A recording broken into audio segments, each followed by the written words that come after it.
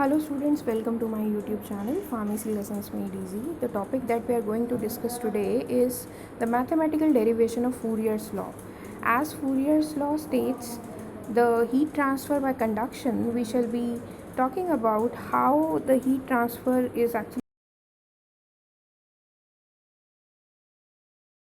Fourier's law. The rate of heat flow is actually directly proportional to the area temperature difference and inversely proportional to the length of the path of the flow. So mathematically we can express the same by Q is equal to Km A delta T by L. Here the unit of Km, which is proportionality constant, is W upon M into K. So let's derive this equation. For that we have to consider a metal wall with two sides H prime and L prime. H prime is at higher temperature, T is at the lower temperature, represented by T2 Kelvin. Now heat is flowing from higher temperature to lower temperature and is being depicted with the help of the arrows down the line, and you can see the direction of flow of heat is from left to right hand side. The reason being it always flow from a higher temperature to a lower temperature. Now let's look at the equation. There is a slight correction here.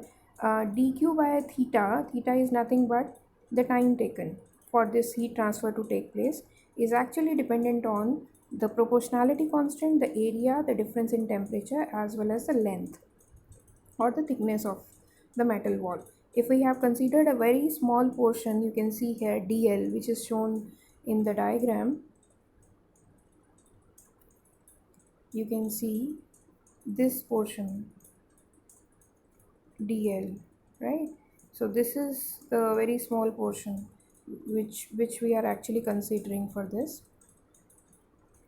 So in this particular portion, dq by theta will be equal to minus ka dt by dl as per Fourier's law.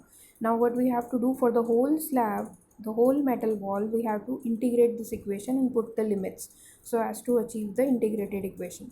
So for the steady state heat transfer, the equation 2 will be changed to dq by theta is equal to a constant, and we represent it by small q, that is equal to minus ka dt by dl. We have to just rearrange this particular equation, keeping minus k dt two terms only on the right hand side. You can see on the left hand side we got now the q along with the dl from the by cross multiplying, and a from the right hand side. A and dl have come across from the right hand side, so the denominator will become numerator and numerator will become denominator if we are cross changing.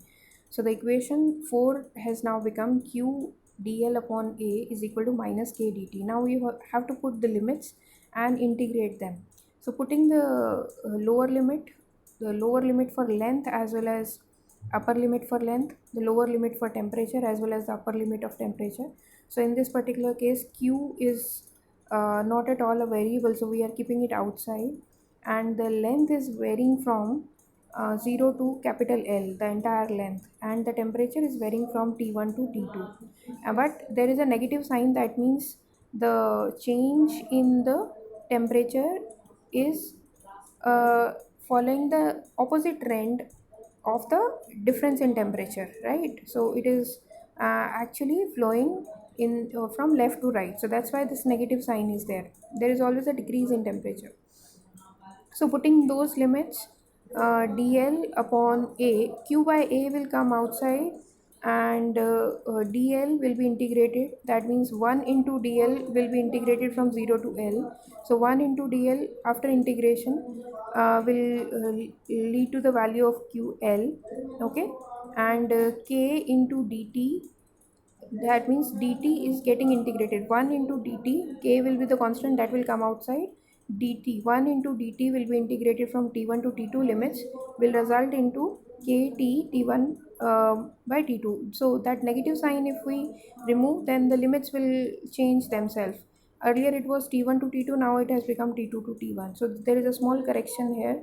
After getting converted into the opposite signs, here this will become t2 and this will become t1 here. That is the change. Okay, so if we are changing the sign, and here just a moment.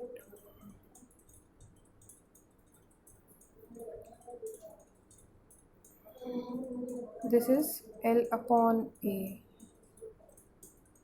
The area is in denominator. Okay, so after cross multiplication, this A will, after going to the right hand side, will come in the numerator as shown in the equation 1, Ka delta T upon L. So T1 minus T2 here is delta T and L is the length. So ultimately this is the equation that we have got.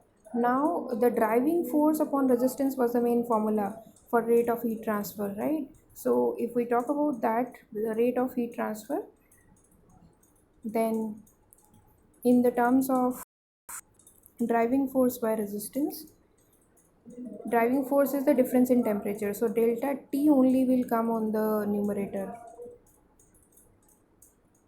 Okay, so this is the driving force and resistance will be all other terms like Km and A, they will come down below L. So this will value. So this you can get the driving force value is equal to delta T and resistance is equal to L upon Km into A.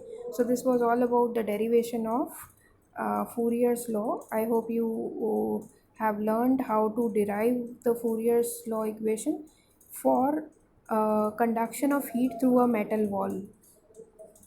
Okay, do click on the like button if you like the video, subscribe my channel and share it on social media. Thank you everyone.